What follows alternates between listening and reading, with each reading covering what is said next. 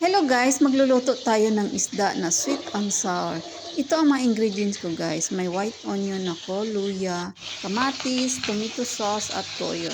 At ito guys, ipiprito ko muna yung isda at yung tofu. Ayan guys, lalagyan ko rin siya ng fresh tofu guys. At ayan na siya guys, natapos ko na siyang prituhin.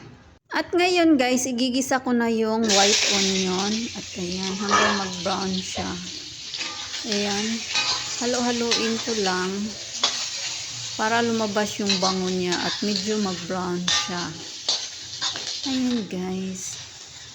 Babalik na naman ako sa pag-voice over guys. Itatry ko kung tataas ba ang views ko.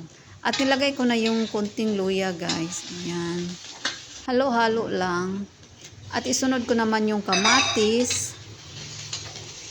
Nilakyan ko ang hiwa ng kamatis guys kasi gusto ng amo ko yung may makita pa siyang kamatis yung hindi madudurog. At ngayon ilagay ko na yung tomato sauce. Konti na lang siya guys kaya ubusin na natin. Ayan. Ayan, halo-halo ulit para mag-mix yung sauce niya.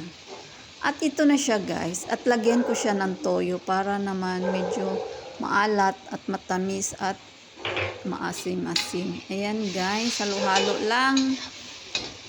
Malapit na to guys. At susunod nito ilalagay ko na yung isda. Ayan.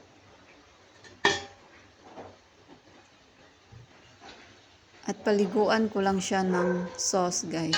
Para yung isda magkalasa din. Ayan, halo-halo lang. Dahan-dahanin natin kasi baka madurog yung isda. Yan siya guys.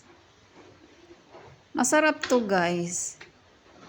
Hindi ko na siya nilagyan ng tubig. Ano lang to. Yung juice niya lang. Ayan. At ngayon, tatakpan ko siya para pakuluin. Yan lang guys. Ito na siya guys. Kumulo na. At isunod ko naman yung tofu na pinrito ko na. Nilakyan ko ang hiwa guys kasi nadudurog yan eh.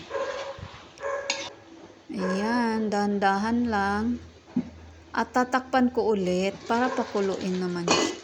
At ito na siya guys, luto na to. Pwede na to. Ayan.